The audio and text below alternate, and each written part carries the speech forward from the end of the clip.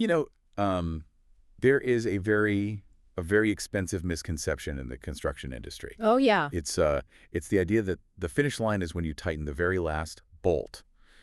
You've built this massive chemical plant or a turnkey power station. The infrastructure project is standing there, and you hand over the keys to the owner, and you're just done. Right. Time to pop the champagne. Exactly. You pop the champagne. But if you are working under FIDI contracts, specifically the Silver Book for EPC projects, handing over the keys is actually just the intermission. Just the beginning of the end, really. Yeah, the real drama, the part where you have to prove the thing actually works without blowing up, that starts after the owner takes possession. That is exactly right. And that phase is often where the profit margins either survive or completely die. Yes. I mean, we are talking about the final exam of the project lifecycle. It's the difference between a static structure and an actually functioning asset. So today we are doing a deep dive into Clause 12. That's tests after completion. We've pulled apart the 2017 FIDIC Silver Book, the guidance notes, and some legal commentaries to figure out exactly how this choreography works. And choreography really is the right word. It feels like it, right? Yeah. Because one misstep here, one missed notice, or one delay can trigger some massive, massive financial consequences for you. Absolutely. I want to figure out who pays for what, who is responsible when things inevitably stall out. And honestly, I really want to understand the terrifying concept of deemed past. Yeah, that's a big one. It is a choreography, but it's a choreography in a minefield. A minefield. Because Clause 12 is unique. It happens in a live environment. The employer, the owner of the project, technically has the facility. They might even be actively operating parts of it. Right. But the contractor has to come back in, interrupt those operations, and run these high-stress performance tests. It creates a natural friction that the contract really has to manage. So our mission today is to decode that friction for you. We need to look at the strict timelines, the 42 days, the 21 days, and of course, the money. Always the money. Always. But let's start with the basics. Clause 12.1. Ideally, when does this testing actually happen? Because after completion is a little bit vague. It is. The contract language is, and I'm paraphrasing slightly here, as soon as is reasonably practicable after the works have been taken over. Okay. So context is key here. Under Clause 10, the employer has already issued the taking over certificate. They have the keys. They have the keys, exactly. They are completely responsible for the care of the works. But the contract acknowledges that the contractor still has this hanging obligation to prove performance. Which leads to a logistical nightmare, though. I mean, you can't just walk into a functioning power plant and flip a switch to see what happens. Definitely not. You need water, electricity, feedstock, sewage, specialized staff. Clause 12.1 kind of acts like a prenup for this phase. Who brings what to the party? It's strictly divided to avoid exactly that confusion. So the employer is responsible for the consumables. Okay, consumables. That means electricity, water, fuel, gas, and crucially here, feedstock. Right. So if you built a plastic manufacturing plant, the owner has to provide the raw plastic pellets to actually test it. Which makes sense. I mean, it's their factory. They paid the utility bills. Right. But I imagine that gets pretty expensive if the test fails and you have to burn through another $1 million of fuel just to try again. Oh, it gets very expensive very quickly. We'll get to who pays for that waste a bit later. But for the setup itself, the employer also has to make their personnel and plant available. Okay. Meanwhile, the contractor is responsible for the technical intelligence. The tools and talent. Exactly. They provide the apparatus, the testing instruments, and the suitably qualified staff to actually run the procedures. Okay, suitably qualified seems a bit vague to me. Does the contract actually define that? Not specifically, no. Because qualified to a contractor running behind schedule might mean the guy who is free this week, but to the employer, it means a PhD engineer with 10 years of experience. Yeah, it's not explicitly defined in the definitions section, but the standard generally accepted is competent enough to carry out the tests efficiently and properly. Right. You can't send a junior technician to oversee a critical load test on a massive turbine. If the staff isn't genuinely qualified, the employer can actually halt the test, arguing it's unsafe or improper. Wow. And that would go down as a delay caused by the contractor. Okay, so we know who brings the potato salad and who brings the drinks to the party. Now let's talk about the schedule. The timeline. Yeah, this isn't something you just arrange over a quick phone call on a Tuesday afternoon. There's a very specific countdown clock here. It's a very rigid timeline designed to prevent chaos. And it starts with the contractor. Under Clause 12.1b. Yes, they must submit a detailed test program, and they have to do this not later than 42 days before they intend to start the tests. 42 days. That is 6 weeks. It is. In the world of fast-track construction, that feels like an eternity. Why such a long lead time? Usually, everyone is rushing to get things done yesterday. Think about the logistics we just mentioned. The employer needs to procure fuel. They might need to divert water supplies from a municipal source. All right. They need to roster their own operations team to be present. You just cannot mobilize a heavy industrial plant on a few days' notice. That makes a lot of sense. That 42-day window is a safety buffer for the employer to prepare their side of the equation.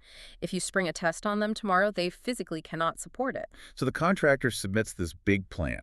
Here is what we are going to do. Here's the safety protocol. Here's exactly what we need you to provide. What happens if the employer looks at that plan and just sees a disaster waiting to happen? Or maybe they just don't like the timing. Right. What happens then? Well, they have a review window. The employer has 14 days from receiving that program to give a notice of noncompliance. Okay. If the program violates the employer's requirements or safety standards, they have to flag it right then. And if they don't, if the project manager is just totally overwhelmed, puts the file in a tray, and 15 days go by. Then you trigger the very first trap of Clause 12. Okay. If the employer gives no notice within 14 days, they are deemed to have given a notice of no objection. Oh, wow. That seems incredibly dangerous for the employer. It is a massive risk. Basically, silence implies consent. If the contractor proposes a test method that is slightly risky, or maybe they cut a corner and the employer just sleeps on it, they've essentially approved it. Legally, yes. That is wild. It prevents the employer from stalling the project by just ignoring paperwork.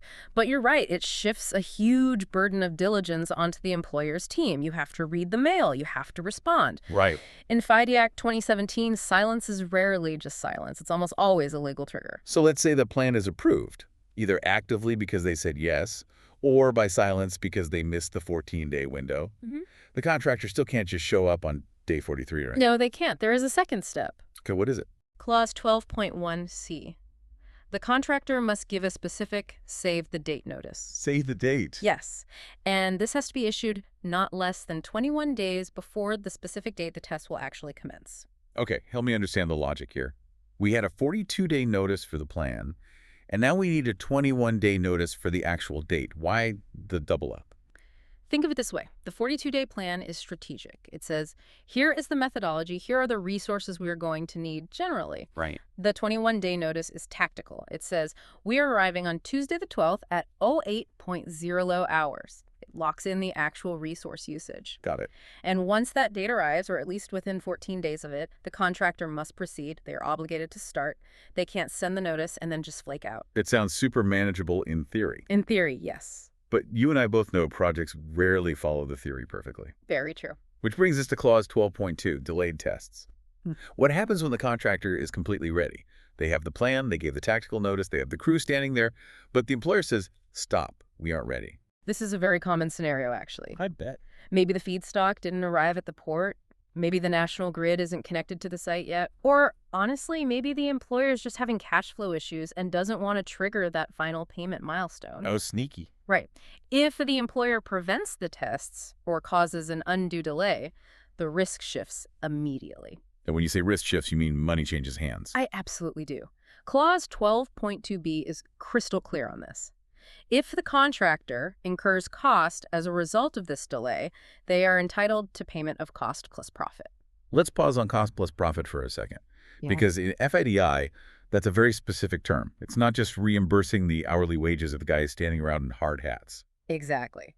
Cost covers all expenditure reasonably incurred. So that's labor, materials, overhead, travel, accommodation for the specialized staff. And the profit. Profit is usually defined in the contract data, often around 5% or whatever was agreed at the very beginning.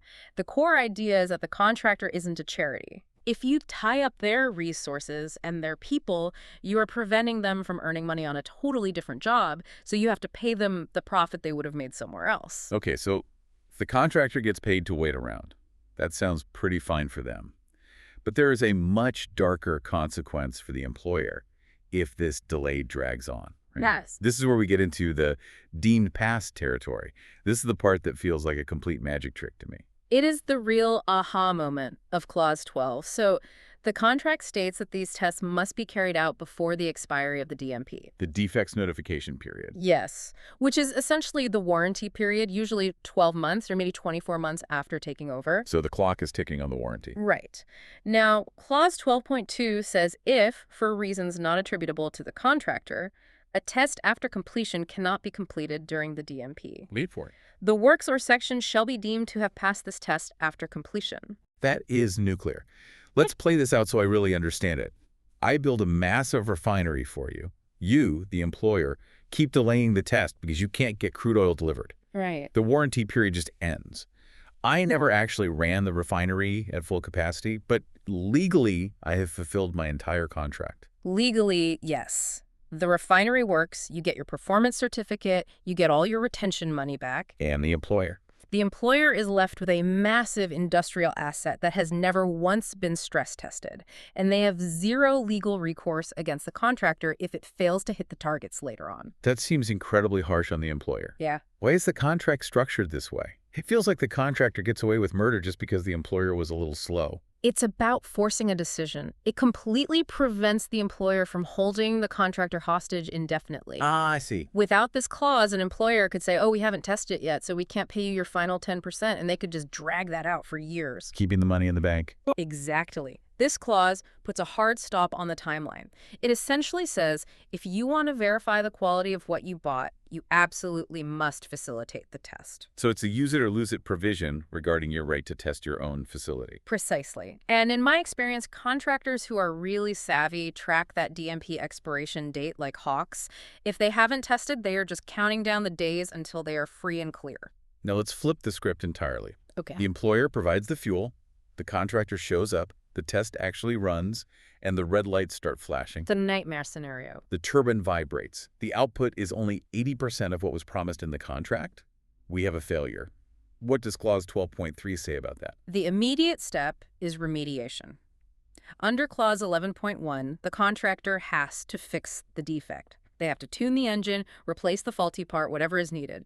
And then, under Clause 11.6, they have to retest. You don't just take their word for it that it's fixed. Never. You have to prove it again under the exact same life conditions. Here is where the money question comes back for me.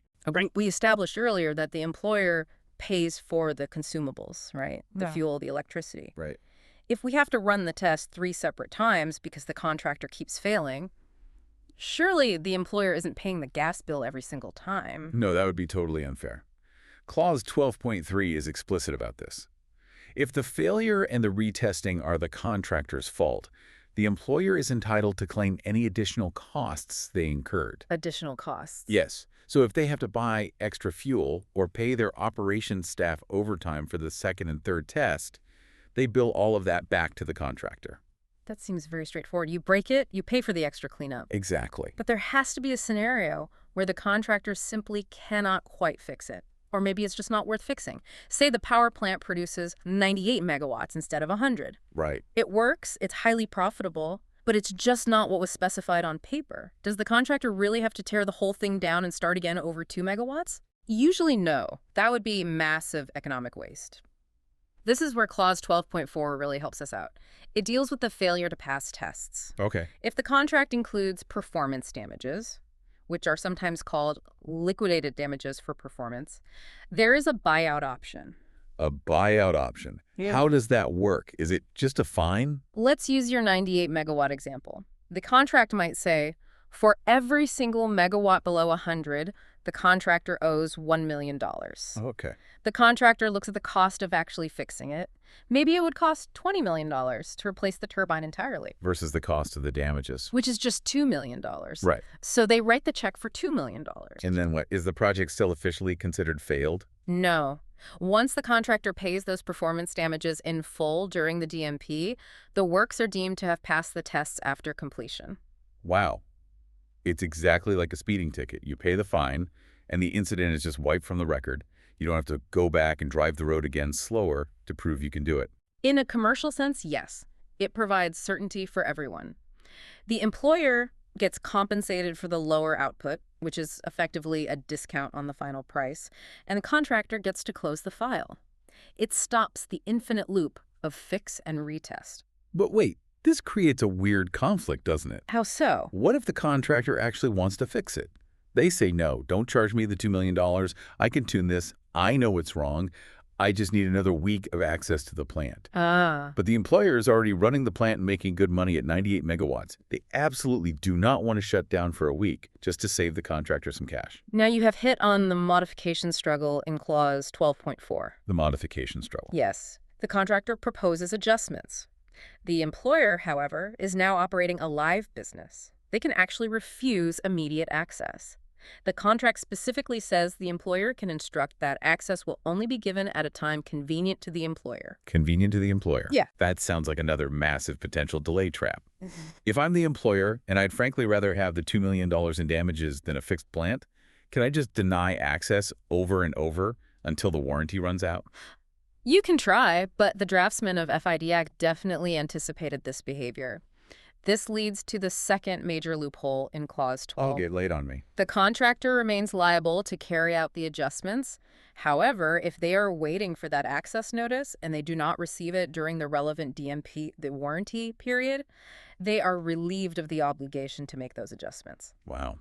And the test. The works are deemed to have passed. Let me make sure I have this straight. I fail the test. I tell you I can absolutely fix it. You say, not right now, I'm busy running the plant. Right. You keep me waiting until the warranty completely expires. And because you made me wait, I am now entirely off the hook. I don't have to fix it, I don't have to pay the $2 million in damages, and the test is just considered passed. Essentially, yes. That is wild. If the contractor is willing and able to fix the defect, but the employer denies them the opportunity effectively by just running out the clock, the employer waives their right to the remedy. That is a massive risk for the employer to take on. They could accidentally let the contractor completely off the hook for a performance failure just by being really bad at scheduling downtime. It perfectly highlights the overarching theme of Clause 12. Silence and inaction are not neutral. They are active decisions with severe legal consequences. If you delay access, you are effectively saying, I accept the plant exactly as it is.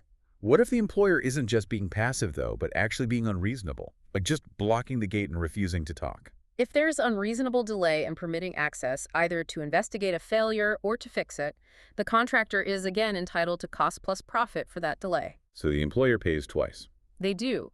Once in the lost opportunity to get the plant properly fixed, and again in hard cash to the contractor for making them wait. It really seems like the entire clause is meticulously designed to punish indecision. It absolutely is. Construction contracts hate limbo. They want things to be either passed or failed. They really don't like maybe. Right. Clause 12 forces the maybe into a past if the employer doesn't act. It legally assumes that if you aren't complaining and facilitating the test, you must be happy with the product. So pulling this all together for you listening right now, whether you are a project director, a lender, or just a contract manager trying to keep things straight, what is the big takeaway here? The big takeaway is that the deemed past provisions are a ticking clock in the background of every single project. You simply cannot sit on the finish line and do nothing. And from the contractor's side, it sounds like strict adherence to the notices is your primary shield. Absolutely. Send the 42-day program. Send the 21-day notice. Document every single request for access. If you have that clear paper trail, the contract strongly protects you from an employer who won't collaborate. And for the employer, what's the lesson there? For the employer, it's all about resource management. Don't trigger a test phase if you cannot actually provide the fuel or the feedstock. And for heaven's sake, if the contractor asks for access to fix a defect, find a time to give it to them. If you run out the clock, you are only hurting yourself, not them. Before we wrap up, I want to go back to something you hinted at much earlier, the difference between the legal reality and the physical reality. Yes. Because we've been talking a whole lot about lawyers and contracts and loopholes. And this is the exact thought I want you to really chew on as we finish up. Go for it. We've spent this whole time talking about how a plant can be deemed passed. That is a legal fiction. Right. It solves the dispute, it releases the bond money, it formally closes the contract, but physics doesn't care about your contract. That is such a good point. A deemed passed turbine that vibrates is still going to shake itself to pieces eventually. Exactly. If a power plant is deemed passed because the employer simply forgot to grant access, but the engineering is actually faulty, it will break. Yeah. It might break a year later, completely outside the warranty period, and when it does, the contractor is long gone, they have their certificate, they are in the clear. And the employer is left holding the bag. They are left with a broken asset that they accidentally accepted. So while Clause 12 provides a neat legal escape route, it doesn't solve the underlying engineering problem. Relying on deemed past is ultimately a failure of project management. The goal should always be to actually pass the test. A very sobering thought. The contract can protect your wallet, but it really can't keep the lights on if the machine is fundamentally broken. Couldn't have said it better myself. Well, that's it for this deep dive into FIDIC Clause 12. Check your calendars, count your days, and please don't let those notices expire on your desk. Thanks for joining us. Catch you next time. If you're interested in the templates, please visit our shop. The link is in the description. Thanks for watching. Please subscribe and see next time.